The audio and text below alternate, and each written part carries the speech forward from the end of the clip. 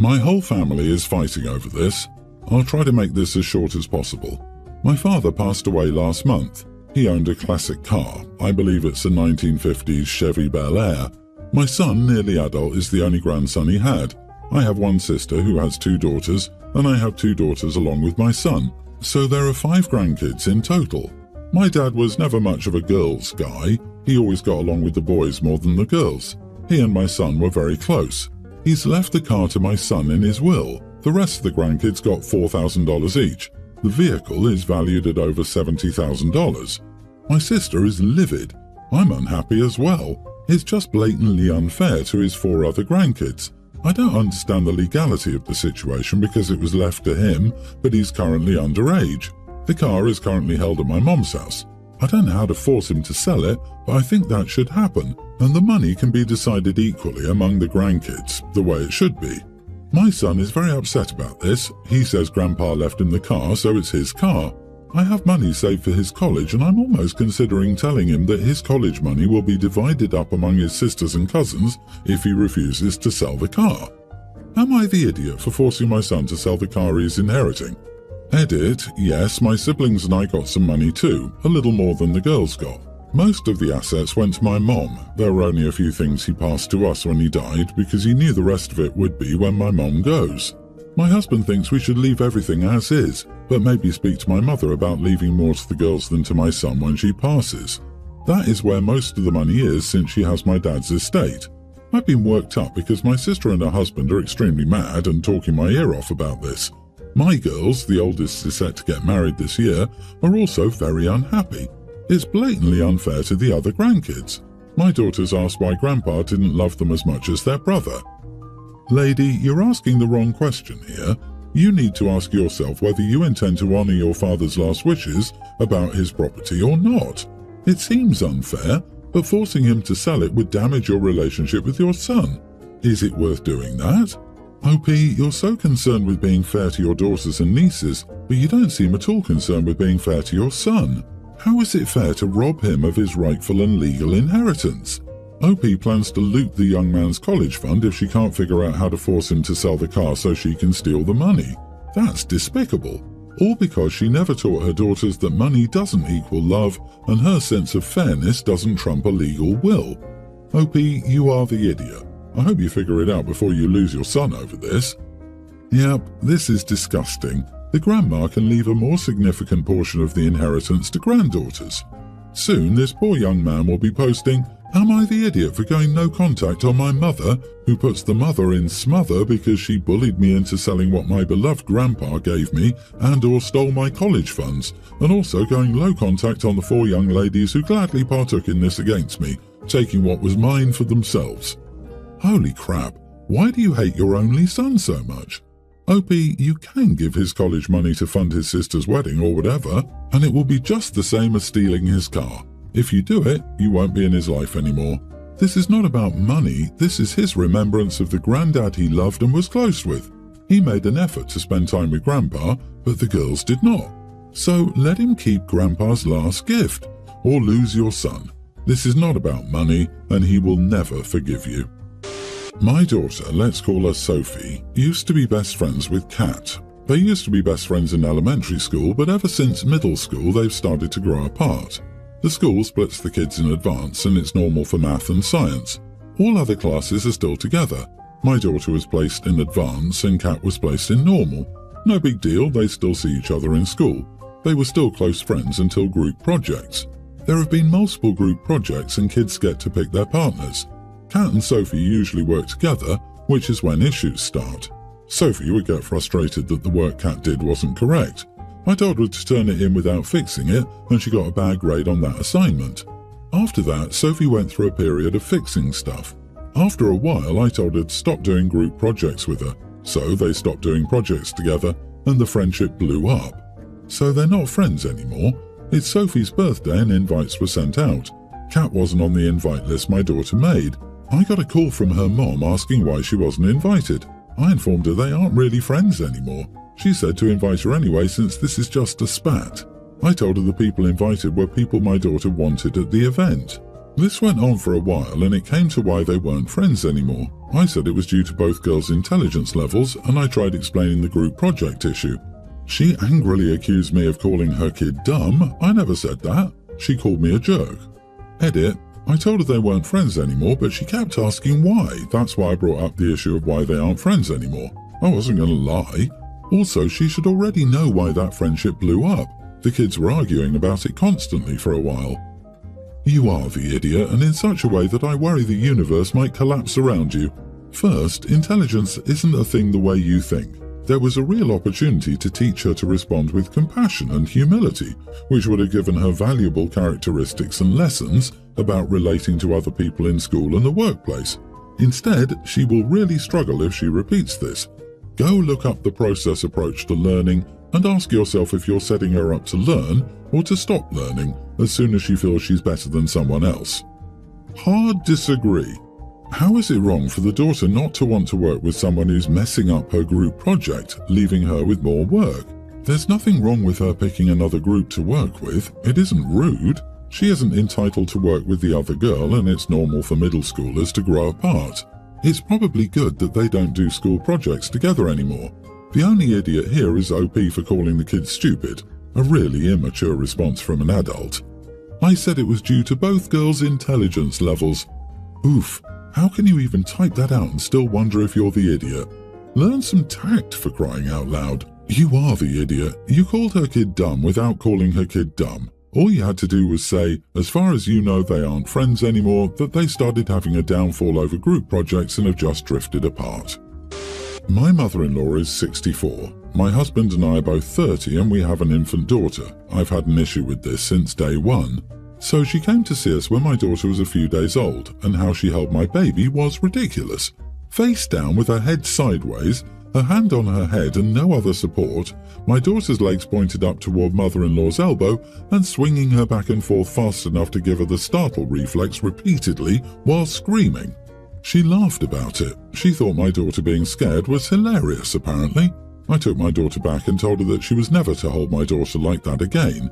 She pulled the, "I've had 4 kids, I know what I'm doing" talk, and refused to see my point of view, so I didn't let her hold her again until she was a few months old.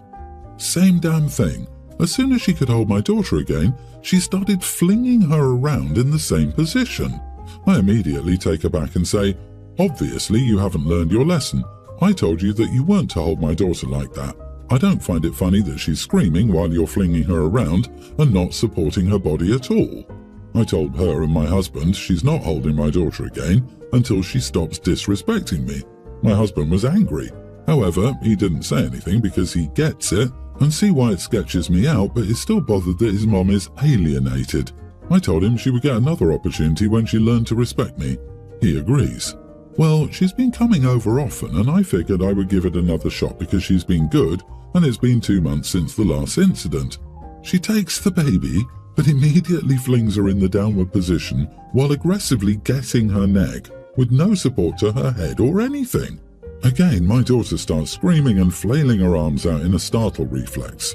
Mother-in-law again starts laughing and saying, "Oh, such a scared baby, it's 'cause Mama doesn't play with you." I took my baby from her arms, told her to leave, and said she would not be holding her ever again. She asked why, and I said it was because she once again was being disrespectful and laughing at my daughter being scared because she refused to stop being so damn aggressive with her. She turns to my husband and says, "Screw this, I won't be coming around anymore," and leaves. My husband is angry at me right now. He says I'm cutting his mother out over my fear and that the baby was fine and she raised 4 kids and likely did the same crap to us and we turned out fine. I refuse to budge on this. I'm not okay with her flinging my baby around. I don't care how many babies she raised. Am I the idiot? Edit, just so we're clear, my baby is not colic and she hardly ever cries. If she does, it's because she's tired and I can calm her in seconds. When my mother-in-law holds her, however, she screams. Even if she wasn't doing anything wrong, as a mom with a baby who hardly cries, hearing my baby scream while this woman does this is not okay at all. Not the idiot, I wouldn't let her within a mile. As for your husband, look how he turned out. You have a husband problem. What kind of sociopath finds it funny to terrorize their grandchild? Exactly. Hope he should schedule an appointment with the child's pediatrician and make the husband come.